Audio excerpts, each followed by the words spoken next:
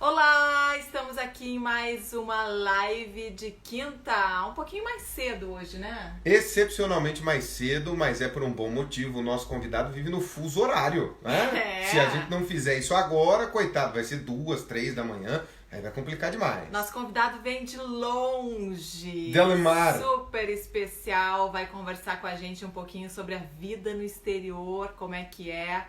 É, ele mora em Portugal, é o jornalista Carlos Machado que vai falar com a gente um pouquinho. Acho que ele já entrou aqui, né? deixa eu ver. Já, Carlos Eu Machado não já entrou. enxergo. Vamos aqui já chamar ele. Vamos chamar para participar. Muito bem. Carlos Machado. Para ele lá, estamos aguardando. Cadê ele? Vamos ver se ele vai Cadê chegar ele? aqui pra gente bater esse papo. Ele deve Atenção. estar morrendo de sono, né? Olá, pessoal. Olá, tudo E bom? aí, faz parte, né? Vamos só aumentar o teu volume aqui um pouquinho.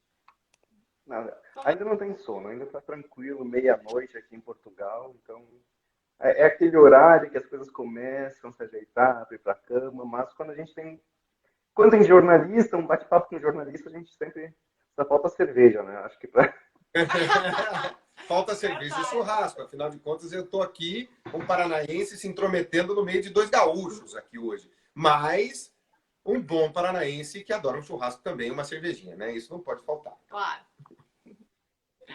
Exato. Carlos, Não, mas tu tem experiência de viver lá no Rio Grande do Sul, né, Guilherme? Tu tem uma bagagem gaúcha aí também contigo. É um isso aí. coração gaúcho, né? Um coração gaúcho. Carlos, conta pra gente então, como é que foi que você foi parar em Portugal? Antes você também andou por outros países aí, né? Pois é, Dani. Eu estou em Portugal faz mais ou menos, faz um ano, né? Não é nem mais ou menos, fez um ano agora, 2 semanas atrás, que eu resolvi ir estudar um pouco mais. Eu sou formado em jornalismo, me formei em jornalismo em 2013 na Federal lá do Rio Grande do Sul, e eu queria fazer uma pós-graduação, um mestrado, continuar os estudos, e eu queria fazer algo fora do Brasil, né? Porque já estava a situação política no Brasil estava complicada, a situação econômica complicada, a insegurança também, né? Principalmente lá em Porto Alegre, onde eu estava morando e trabalhando, estava tava algo gritante nesses últimos anos. E a minha esposa, ela também, ela não é brasileira, a minha esposa é russa, que eu conheci numa outra jornada que eu tive, que depois daqui a pouco eu conto, e a gente estava procurando Porto Alegre. A situação está difícil, tanto politicamente, economicamente, financeiramente, né, assim, falta de segurança, e a gente estava buscando algumas opções para ficar mais próximo, tanto seria um meio do caminho, né, para ela visitar a família dela, para eu visitar a minha família, que tem aqueles voos diretos de Lisboa para Moscou, voos diretos de Porto Alegre para Lisboa. E eu, como queria fazer um mestrado na área, a melhor opção foi Portugal, tanto pelas questões financeiras, né, porque aqui na Europa os mestrados, a educação é mesmo pública, eu faço numa universidade pública, mas não é gratuito, é necessário pagar. E considerando isso, aqui em Portugal tem as melhores taxas, aqui a gente chama de propina, as mensalidades das universidades, num sentido diferente daí do Brasil de propina, né? Ainda mais esse momento sem complicado, então vou deixar bem específico que propina em Portugal são as mensalidades, as taxas das universidades e das escolas. E foi exatamente nesse sentido assim, que eu quis sair um pouco, desopilar, né? Estava dessa situação complicada aí do Brasil, e tentar um pouco mais próximo também da família da minha esposa, que a gente decidiu vir para Portugal. Antes de vir para cá, eu trabalhava numa rádio lá em Porto Alegre como repórter, jornalista, né? Fazia reportagem, produção, apresentação dos programas, tudo que nós da área sempre estamos fazendo, não se limita a um papel, né? Mas, por mais que eu adore trabalhar com jornalismo, eu gosto muito da nossa área, sinto muita falta, porque já estou aqui há um ano longe de trabalhar diretamente com isso. Eu sinto falta, mas eu também gosto de morar aqui principalmente, primeiro, por eu estar estudando, estar me aprimorando, né, no meio acadêmico, mas por poder sair à rua sem ter nenhuma preocupação de que alguém vai roubar o meu celular, ou que eu vou ser agredido por alguma pessoa que vai, sei lá, vai pedir algum dinheiro, não vou ter aquele dinheiro, vai me agredir, vai assaltar, vai acontecer qualquer coisa assim. Então, o sentimento de segurança hoje é o principal ponto assim, que eu avalio dessa mudança do Brasil para Portugal. E E a como a Dani falou, já tive experiência. fácil, Carlos? Eu não entendi. A adaptação foi fácil? Como é que foi? Porque muita gente procura Portugal justamente por causa da língua, né? Acha que é mais fácil, tá aí. Como é que tá a questão também de empregos por aí?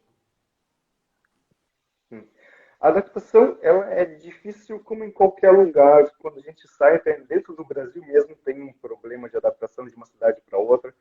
Mas quando a gente sai de um país para o outro, é muito mais complicado. A língua, o português é o mesmo, mas a língua não é a mesma. Né?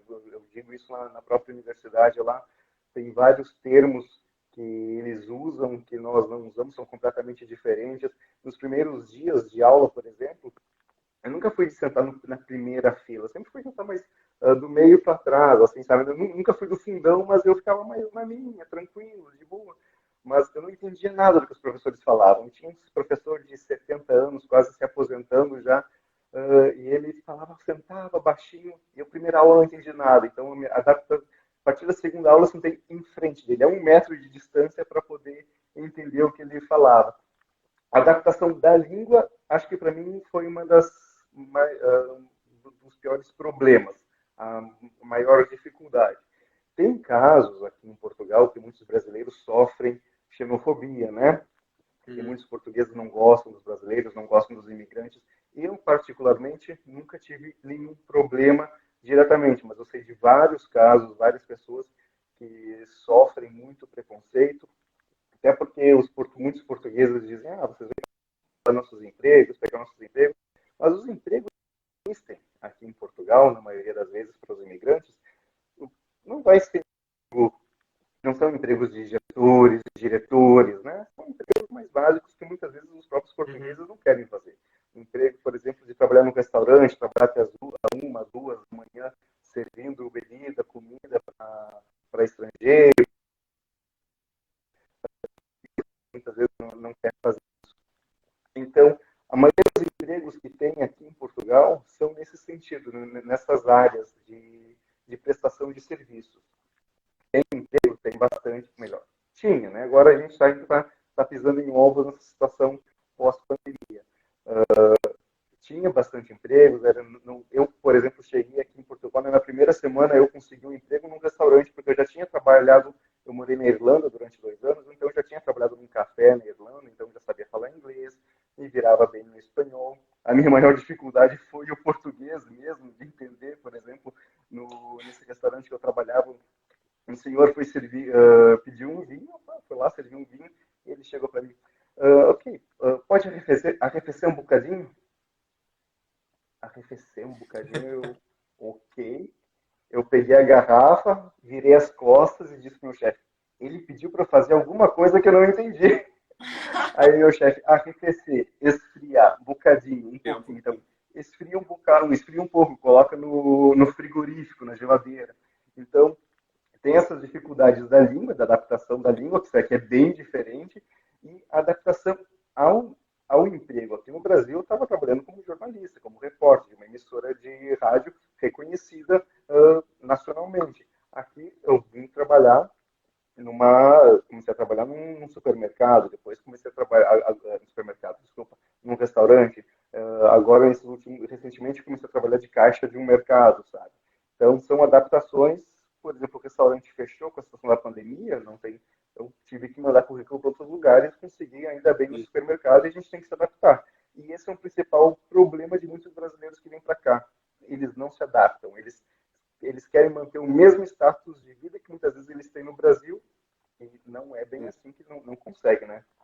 Agora, Carlos, como é que é essa literalidade portuguesa? Porque eu tenho família aí, tenho 2 primos que moram em Portugal. Um fez o mesmo caminho que você, ele trabalha 15 dias na Irlanda, 15 dias ele mora em Portugal. Ele é cidadão irlandês hoje, apesar de morar em Portugal, e a irmã dele também mora aí. E ele conta muitas histórias da literalidade dos portugueses. Se você chega lá num café, que você já trabalhou, e pede para ver um refrigerante, a pessoa fica olhando o refrigerante, né? Existe isso mesmo? Existem essas pequenas confusões que você acabou passando por causa dessa literalidade do Aquilo português? que a gente conta piada aqui, na verdade. Não, mas nem conta piada, mas é aquilo. Ele fala, ele te pede um copo de água, é um copo de água. Não é que nem a gente falou, me vê uma coca e vende uma coca. Existe isso mesmo aí? Existe bastante. Comigo, na verdade, nunca aconteceu, porque eu realmente, geralmente eu trabalho muito mais com outros turistas, pessoas vindas da Alemanha, da França, da Inglaterra, porque Lisboa era um lugar muito turístico, é um lugar muito turístico, né? E até 3 meses atrás, antes da Alemanha, antes da pandemia, sabe, isso aqui estava lotado de turistas. Sim. Então, eu trabalhava muito com eles, muito falando no inglês, no espanhol, eu não tinha tanto problema, mas os meus colegas que trabalhavam mais diretamente com os portugueses, eles exatamente têm essa questão da literalidade. E na faculdade, muitas vezes, acontece isso também. Ah, professor, eu posso ver esse livro? Ela pega e me mostra o livro, tá aqui o livro. Eu não, eu posso pegar, eu quero ver o índice do livro, porque qual capítulo que eu vou apresentar. Tá, tu quer manusear, sim, quero manusear o livro, quero ler. Assim. Tem isso, assim. O máximo que aconteceu comigo foi na faculdade, mas isso na primeira, segunda semana a gente já começa a se adaptar a esse estilo, né? Mas eles são muito literais mesmo, assim, até na forma, no tratamento, às vezes são até mais sérios, nas brincadeiras, às vezes a gente brinca, eles não entendem, às vezes até eles brincam, a gente não entende, porque o humor é diferente, né? Mas isso existe também. Ó, o pessoal perguntou ali como é que funciona as inscrições para esses mestrados aí. Foi o MAT HPS 4. MAT. Assim, os mestrados, o ano letivo aqui na Europa é diferente do ano letivo no Brasil. O ano letivo no Brasil começa em fevereiro, março, né? No início do ano, porque é o final do verão. Aqui nós estamos no verão agora, nesse momento. Então, eu acabei de sair de férias do mestrado agora faz uns 15 dias, tenho as férias, e o ano letivo vai começar em setembro. Quando o ano letivo vai começar em setembro, então, para quem mora aqui em Portugal, as inscrições acabam sendo por junho, julho, agosto. Mas no meu caso, né, que eu estava aí no Brasil, quando me inscrevi para o mestrado, eu, em fevereiro do ano passado, já comecei a pesquisar quais universidades que eu gostaria de me candidatar. Né? Então, fui lá no site de cada uma das universidades, porque cada universidade tem o seu instituto. Por exemplo, a Universidade de Lisboa tem o Instituto de Ciências Sociais e Políticas, onde o curso de comunicação está inserido. A faculdade onde eu faço, que é o Instituto Politécnico de Lisboa, tem a Escola Superior de Comunicação Social. Então, eu tenho que pesquisar exatamente o curso que eu quero no instituto que eu quero, porque cada uma das faculdades, cada uma das escolas, essas faculdades ou institutos, tem uma data diferente, tem o seu calendário diferente e a sua forma de diferenciar. Então, ali por fevereiro, março, já tem que começar a... Eu digo até antes, dá melhor pegar anteriormente, pegar dos anos anteriores, do calendário dos anos anteriores, e ir pesquisando para ver até a documentação, para não chegar lá na hora, assim, faltam 15 dias para encerrar as inscrições, eu não tenho toda a documentação ainda. Porque é o mesmo português, a gente não precisa traduzir, obviamente, mas a gente precisa fazer uma série de processos burocráticos, ir no cartório, pegar, por exemplo, o meu diploma. Eu tive que ir no cartório pegar a autenticação do reitor da universidade, tive que também pegar, fazer um apostilamento de AIA, que é fazer um reconhecimento internacional do meu diploma. Então, é uma série de processos burocráticos que é necessário, então, verificar antes de fevereiro. As inscrições começam em fevereiro, março, abril, mas é bom estar preparado bem antes. Como é que você vê a questão que hoje envolve Portugal? Como é que era Portugal antes, quando você chegou? Como você viveu essa Portugal que você conheceu? E como está essa Portugal hoje, um dos países menos afetados pela pandemia, principalmente aí na Europa? Você consegue fazer esse paralelo, Carlos? Dizer da Portugal de antes e a Portugal de agora? Passando quase, né? Portugal já está quase finalizando esse momento de pandemia. Você consegue fazer isso para nós? Portugal, quando eu cheguei aqui, era o boom turístico, né? Porque depois da crise de 2008, lá, porque Portugal sofreu muito com a crise de 2008, muito mesmo. Foi um dos países mais afetados do mundo, mais afetados da Europa. Portugal, Espanha e Grécia foram os países que sofreram muito com a crise. Então, eles se reinventaram o turismo. Então, quando eu cheguei aqui, foi início do verão do ano passado, então era muito turista, muito turista. Então, muitos... porque como é o país mais pobre da União Europeia, para eles, para os outros cidadãos europeus, Portugal é muito barato. Então, eles lotam Portugal. Assim, eles ficam por uma semana, 2 semanas aqui em hotéis, hostels, né? E eles não têm problema em gastar dinheiro, porque eles têm uma renda, um custo de vida no país deles que é muito mais caro, então aqui eles têm dinheiro para esbanjar. E tinha muito turista. Eu cheguei a trabalhar num hostel também, aqui por um tempo, e assim, o hostel a lotação era 90%, inclusive no inverno. Uma movimentação gigante aqui.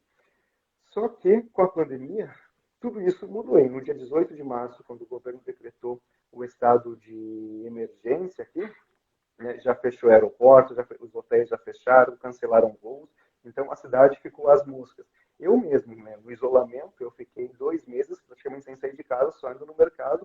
E quando o governo reiniciou esse processo, pessoal, já está tudo bem, pode ir para a rua, eu fui para o centro de Lisboa e mesmo assim, os poucos portugueses que foram para as ruas, naquela região central, aquela região turística, assim, tu vê uma diferença gritante. São pouquíssimas pessoas nas ruas. Antes, tu podia dizer que assim, era lotado, tu estava sempre se batendo, se chocando com uma pessoa ou outra. Agora, está muito vazio. As lojas também, nas principais ruas aqui, nos principais pontos comerciais, estão muito vazios. Aí, como falou, Guilherme, Portugal passou por uma fase, diminuiu bastante os números. Só que hoje, aqui o governo decretou uma nova situação de emergência para algumas regiões apenas. Por quê? A maioria do país tudo tranquilo, só que as aulas voltaram. Os jovens, né, voltaram para as aulas, os adolescentes, eles começam a se aglomerar, eles saem das aulas, é verão, então eles vão para o parque, porque é uma região muito... É verão aqui, então 9, 10 da noite ainda está claro. E começam a se aglomerar, começam a ficar junto, que elas não são 10, 20, 30 pessoas e se aproveitando, e o número de casos começou a crescer de novo aqui em Lisboa. Aí o governo hoje decretou para algumas regiões de Lisboa, da região metropolitana de Lisboa, voltar ao encarceramento, digamos assim, né, ao isolamento. O governo fala, não é um isolamento obrigatório, é um isolamento cívico. Desde o início eles trataram isso, né? Eles sempre trataram isso, por mais que fosse obrigatório, a polícia tivesse na rua, auxiliando, dizendo para as pessoas, olha só, o que está fazendo aqui, vai para casa. Eles nunca foi aquela coisa imposta como aconteceu na Espanha, porque Portugal, muito mesmo, antes da Espanha começar, antes da Espanha fechar, decretar o estado de emergência, Portugal já decretou. Então, quando a Espanha tinha mais de 100 mortes, Portugal, e ainda não tinha decretado o estado de emergência, Portugal, com uma morte, já decretou o estado de emergência para evitar o problema. E agora, depois que as pessoas estavam voltando ao normal, né, inclusive o presidente e o primeiro-ministro foram para a praia para mostrar para as pessoas, olha, agora vocês podem vir para a praia, voltar ao normal, Portugal está se recuperando. Aí começou esse pequeno novo surto, os pequenos casos subindo de novo, mas são casos isolados. É importante salientar, por exemplo, o número de pessoas hospitalizadas se mantém nessas últimas 3, 4 semanas. O número de pessoas nas UTIs também se mantém, esse número muito baixo, são 67 pessoas em UTIs aqui em Portugal, um número muito pequeno, né, para um país. Tá? O país é pequeno, tem 11 milhões de habitantes, sim, mas 67 pessoas em UTIs por causa do coronavírus ainda é pouco, mas o governo ele faz de tudo para evitar o caos. Isso que é interessante. E o melhor, o presidente é de um partido de direita. O primeiro-ministro é de um partido de esquerda. Ao invés deles brigar, eles se uniram para levar o país para o caminho certo. Né? Esse é um ponto muito importante que dá para se valorizar muito aqui em Portugal, esse diálogo que a esquerda e a direita tiveram para levar o país para o caminho certo. E as pessoas costumam seguir regras aí, não é que nem aqui. As pessoas costumam seguir, claro, tem aquela, muitas vezes, as pessoas que não querem ficar em casa, principalmente as pessoas mais idosas, eles não querem ter aquela liberdade, assim, de ir para a rua, para qualquer lugar, porque em Portugal até 30 anos atrás eles saíram de uma ditadura de mais de 50 anos, Assim como o Brasil tem a ditadura de 25 anos, Portugal tem uma ditadura de mais de 50 anos. Então, eles têm essa coisa da liberdade. Então, para os idosos, foi muito difícil de se enclausurarem dentro de casa. Teve um caso, inclusive, de uma senhora que ela ia na fila, ela ia no supermercado 4 ou 5 vezes por dia. Ela ficava na fila 4 ou 5 vezes por dia, ela ficava 10 minutos na fila, porque tem aquele número limite de pessoas que podem entrar no supermercado. Aí um dia o segurança disse para ela, mas senhora, a senhora não pode vir é a quarta vez que a senhora vem só hoje. Ela, não, mas eu não tenho nada para fazer em casa, eu gosto de ficar na fila. Ele, não, não pode, a senhora tem que ficar em casa. Se a senhora não ficar em casa, eu vou chamar a esquadra é a polícia, e eles vão colocar um segurança na sua porta, a senhora não vai poder sair de casa mais. Eles começaram a assustar as pessoas. Porque... Aí depois, quando os números aumentaram um pouquinho, isso foi lá no início, assim, porque antes, como eu falei, antes de acontecer o pior, o governo fechou. Mas quando os números começaram a aumentar, e na Espanha teve aquele boom de mortes, as pessoas ficaram muito preocupadas e assustadas, aí as pessoas começaram a se isolar em casa. Sendo que hoje, como eu falei, 2 semanas atrás, na verdade, o presidente e o primeiro-ministro foram para a praia, foram tomar café na rua para incentivar as pessoas a saírem. Então, eles respeitaram mesmo. Tem muitas pessoas que precisam trabalhar, sim, mas quem não precisa trabalhar ficava em casa ou, no máximo, ao redor da quadra para fazer aquela caminhada básica, assim, mas sem funções. Você também morou na Irlanda, né? Encontrou um grande amor lá na Irlanda.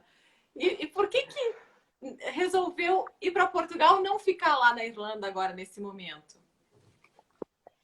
Porque assim, eu fui para a Irlanda, eu morei na Irlanda do final de 2014 ao final de 2016, porque eu fui para lá para aprender inglês, assim, porque eu perdi uma oportunidade de trabalho no Brasil, porque eu não sabia, o meu inglês era péssimo na época, né? Eu fui para a Irlanda para ficar 6 meses para falar inglês, para aprender inglês. Esses 6 meses se transformaram em 2 anos. Né? E depois de 2 anos estudando inglês e trabalhando, você não aguenta mais e tem que ir para aula todo dia, depois tem que trabalhar todo dia para fazer. Porque na Irlanda o salário é muito maior que em Portugal, então tu te anima a trabalhar cada vez mais e mais e mais e mais, porque tu consegue viajar para outros lugares da Europa, tem a facilidade. Mas a gente, e tanto eu quanto ela, minha esposa é russa, a gente se conheceu estudando inglês em Dublin, a gente não aguentava mais ter essa rotina de vida de ter que estudar e ter que trabalhar. Se matar estudando, se matar trabalhando, sabe? Aí a gente decidiu, a gente foi pro Brasil. Ela nunca tinha ido pro Brasil, então ela se aventurou, a gente casou na Irlanda, a gente foi pro Brasil depois na sequência. A gente ficou no Brasil lá por 2 anos e meio, 3 anos, trabalhando na minha área, ela trabalhando na área dela também, que ela é designer, ela conseguiu um trabalho na área dela. Mas aí, com toda aquela situação que eu falei no início, a gente, acho que o Brasil não dá mesmo, né? Foi um teste, a gente saiu da Irlanda, foi para o Brasil, foi um teste, não deu muito certo, não foi isso que a gente... Porque quando eu saí do Brasil em 2014, foi final de Copa, logo depois da Copa do Mundo, então o país estava lindo, estava bonito, aquela coisa, animação, né? E eu voltei numa crise econômica danada, que me assustou muito. Foi um choque cultural assim, muito gritante quando eu saí da Irlanda e voltei para o Brasil. Aí fiquei esses 2 anos e meio lá, e aí resolvi vir para Portugal. Por que eu não fui para a Irlanda? Porque se eu fosse para a Irlanda, eu teria que estudar inglês de novo, porque eu não tenho cidadania europeia e a Rússia, apesar de muitas pessoas acharem, a Rússia tem parte na Europa e parte na Ásia, mas a Rússia não é parte da União Europeia, né? Então as pessoas muitas vezes confundem. Então, ela também não é cidadã da União Europeia, então a gente não poderia ficar num país da União Europeia a não ser que tenha que estudar inglês ou fazer alguma coisa. E eu não queria estudar inglês, ela também não, então eu quero fazer mestrado, então vamos para Portugal, que a questão financeiramente é mais fácil para a gente. Como é que é essa comunicação entre vocês? Porque ela é russa, você é brasileiro, aprenderam a se gostar falando inglês e agora estão vivendo um lugar que fala um português diferente do nosso. Isso é um samba, meu amigo, é uma miscelânea de línguas nesse lugar aí, que é isso? É uma loucura! Não, é bem assim, mas isso é verdade. Às vezes tem uma miscelânea. Mas ela fala português. Ela estudou português no Brasil. Né, o tempo que a gente ficou lá, ela estava sempre estudando. Ela disse que não fala, porque eu não gosto, porque eu não sei. Mas ela fala. Ela entende super bem quando as pessoas falam. Ela se expressa super bem. Ela aprende muito rápido. Ela é super inteligente. Ela diz que ela não gosta, que ela não sabe, mas ela fala super bem, e aqui, desde que a gente chegou aqui em Portugal, ela começou a fazer, continuou fazendo aulas de português, mas é agora com sotaque de Portugal, né? Então, às vezes, até é muito estranho. Às vezes eu falo, para de chiar, para de ficar fazendo esse chiado aí que a professora ensina, né? Aí teve uma professora dela que ficava tentando corrigir ela toda hora, e ela disse, professor, olha só, meu marido é brasileiro, é impossível falar com esse super, mudar as novas palavras, ok, talvez eu consiga falar num sotaque português, mas as que eu já sei não, vai ser difícil de trocar, não tem como. Porque quando a gente conversa é aquela miscelânea, vai no... A maior parte do tempo acaba sendo em inglês, porque a gente se conheceu em inglês, a gente, os 2 primeiros anos foram em inglês, então por mais que eu saiba também que ela tem que aprimorar o português, muitas vezes quando é automático, eu olho para ela já começo a falar inglês, é errado, né? Porque ela tem que aprender, ela tem que aprimorar mais o português. Mas como ela trabalha numa empresa, ela trabalha numa agência de comunicação, que ela é designer, então ela tem esse contato direto com o português, tem as aulas de português, então ela tá evoluindo cada vez mais. Assim, eu de russo não falo nada. Eu só sei que ainda é russo quando ela começa a brigar comigo, começa a me xingar, daí eu sei que é russo. melhor não entender, deixa assim. Você sabe que ela tá te xingando. Exatamente. Deixa quieto. Deixa quieto. Carlos, eu sei que é super tarde aí, então, para não te ocupar tanto, sei que você tem que acordar cedo também amanhã. Só para a gente finalizar, tem gente perguntando aqui se você indica os brasileiros tentarem a vida aí em Portugal. Esses dias uma amiga minha me ligou e perguntou, Carlos, eu queria sair do Brasil para Portugal, porque ela tem uma filha também, ela pensa no futuro. Eu acho muito complicado. Se a pessoa tem um nível de vida bom no Brasil, tem um salário bom, uma posição social boa, assim, questão de tem um emprego bom, eu acho que não vale a pena, dependendo da cidade onde mora. Se mora, claro, são várias variáveis, né? Porque eu falo, como jornalista, eu adoro trabalhar na minha área, mas a questão financeira no jornalismo no Brasil não é muito triste, então, financeiramente. A gente se estuda, se especializa, a gente está sempre estudando, se informando, e a remuneração não é das melhores. E para mim, valeu a pena até porque eu tô aqui estudando, mas se a pessoa tem alguma profissão, que tem um trabalho legal no Brasil, que gosta do que está fazendo, que tem um salário legal, não vale a pena trocar o que tem no Brasil, porque é bom salientar. Se tu vai sair do Brasil como, sei lá, diretor de alguma empresa, não vai chegar em Portugal como diretor. Vai chegar em Portugal limpando mesa, trabalhando como em restaurante, limpando o chão, fazendo faxina. Isso é super comum. Né? Então, as pessoas têm que entender assim, não adianta olhar, por exemplo, mas é em euro. Mas é em euro, mas tu também vai gastar em euro. O salário mínimo aqui em Portugal é 635 euros. Dá vezes 6, que a média o euro está 6 por 1, dá em torno de quase R$ 2.000, R$ 1.900. Um salário mínimo de R$ 1.900 até parece bom. Mas aqui é nivelado por baixo. Todo mundo ganha esse salário mínimo na maioria das vezes, sabe? Talvez um pouco mais, às vezes 635 ganha 700, 750, mas não sai muito dessa faixa. E aí tu vai pagar o aluguel em euro, tu vai pagar a comida em euro. Então, às vezes, as pessoas têm que se tocar, têm que perceber isso. Né? Tu vai ganhar em euro, mas tu vai gastar em euro. Se alguém, por exemplo, vou para Portugal para estudar, quer fazer alguma coisa, aconselho, porque em termos de União Europeia, se quer fazer um curso aqui na Europa é o mais vantajoso, e para estudantes, e quem é cidadão de país de língua portuguesa, né, então tem um desconto maior aqui em Portugal, né, então isso é bastante vantajoso. Mas se quiser, por exemplo, se aventurar por ficar 6 meses, um ano, eu aconselho outro país, talvez a Irlanda, que eu morei, onde o salário mínimo na Irlanda é 1.600 euros. Quase 3 vezes mais do que Portugal. Né? Claro, a renda, o aluguel também vai ser mais caro. Mas mesmo assim, mesmo o aluguel sendo mais caro lá, o padrão de vida, assim, em termos de alimentação, do que se gasta, acaba sendo até mais barato que Portugal é muito parecido com o Brasil na questão de burocracia, de gastos, de impostos, taxas, sabe? A gente aprendeu muito bem as partes ruins também com eles, sabe? Então, se vale a pena ou não, tem que pesquisar muitas variáveis. Não vão só por grupos no Facebook. As pessoas vão lá nos grupos, tem brasileiros em Portugal, brasileiros em Lisboa. As pessoas vão lá, olham, veem alguns relatos. Meu Deus, é uma maravilha. Gente, não é uma maravilha. Você vai começar por baixo, bem baixo até conseguir galgar. E muitas vezes, por exemplo, Portugal tem 150 mil brasileiros legalizados. E mais uma infinidade, talvez uns 50 mil brasileiros ilegais. E esses brasileiros ilegais têm muita dificuldade de conseguir emprego, né? E muitos deles, agora com a situação da pandemia, já voltaram para o Brasil. Em 3 meses, mais de quase em torno de 15 mil brasileiros já voltaram para o Brasil, porque não tem como sustentar, né? Se não tem emprego aqui, porque tudo fechou, os restaurantes fecharam, os cafés fecharam, e agora estão reabrindo aos poucos, não tem emprego para todo mundo. Nesse momento, acho que não é uma boa. Talvez esperar talvez um ano, quem sabe depois que tiver a vacina para o coronavírus, e ver como é que o país vai reagir, né, e a economia do país. Mas não se baseie só em grupos de Facebook, grupos de WhatsApp, não.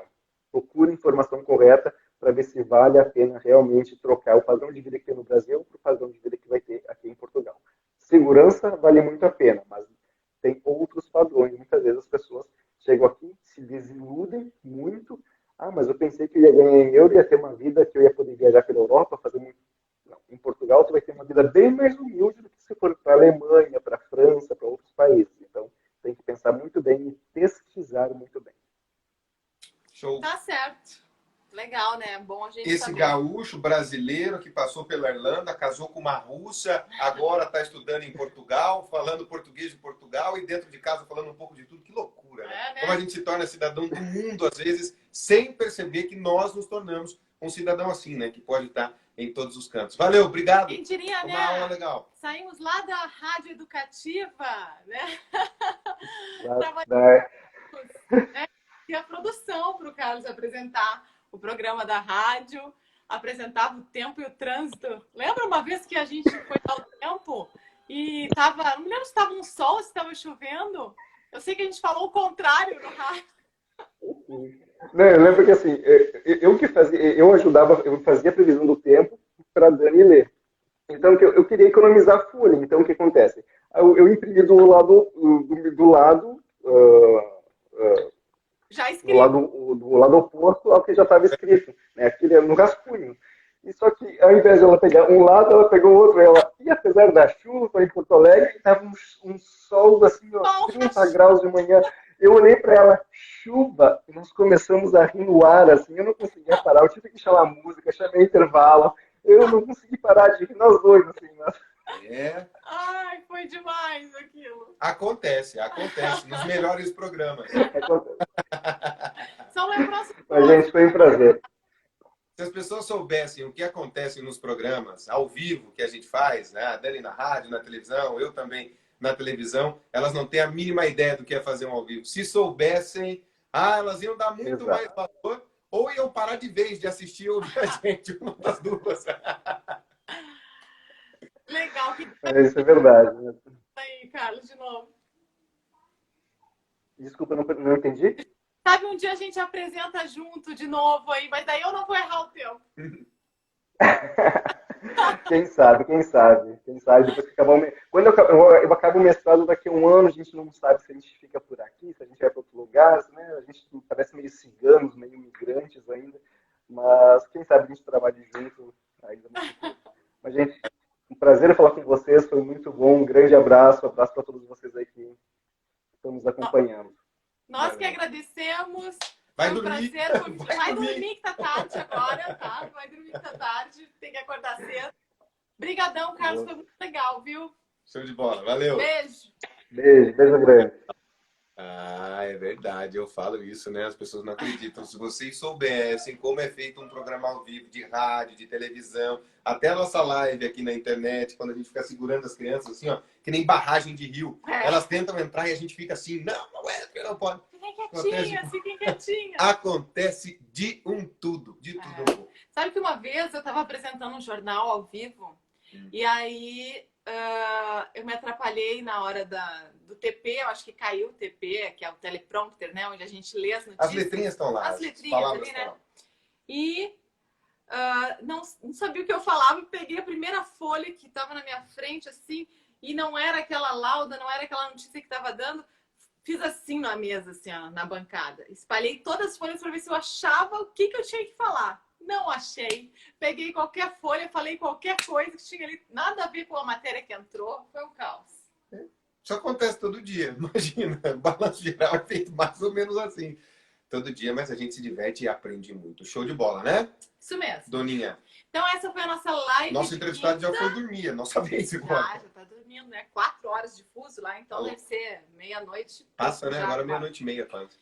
Então, beijo. Amanhã tô lá na Caiobá a partir das 6 horas da manhã com muita informação, bom humor, música bacana. Hoje mais um dia que a gente ajudou aí para quem quer morar em Portugal, saber dos costumes, opá, da terrinha, né? Dos nossos patriarcas aí portugueses. Tem uma bicha. Tem uma fila, cuidado com a fila. Ah. E é isso, gente. Amanhã às 50 eu tô lá no Balanço Geral. Essa live aqui vai pro meu canal no YouTube, @RivaRivaroli. E tem lá canal para ver também em todas as redes sociais, certo? Canal novíssimo. Preparadíssimo. Ela nunca falou isso para mim. Não, eu só falo isso na rádio. Isso me dá certo momento em que eu reflito e penso: será que só eu não mereço um preparadíssimo? Oh, tadinho. Tchau! Beijo. Tchau, gente. É nóis. Amanhã Tchau. a partir das 6, isso Tô mesmo. na Caiobá. Tchau, gente. Valeu.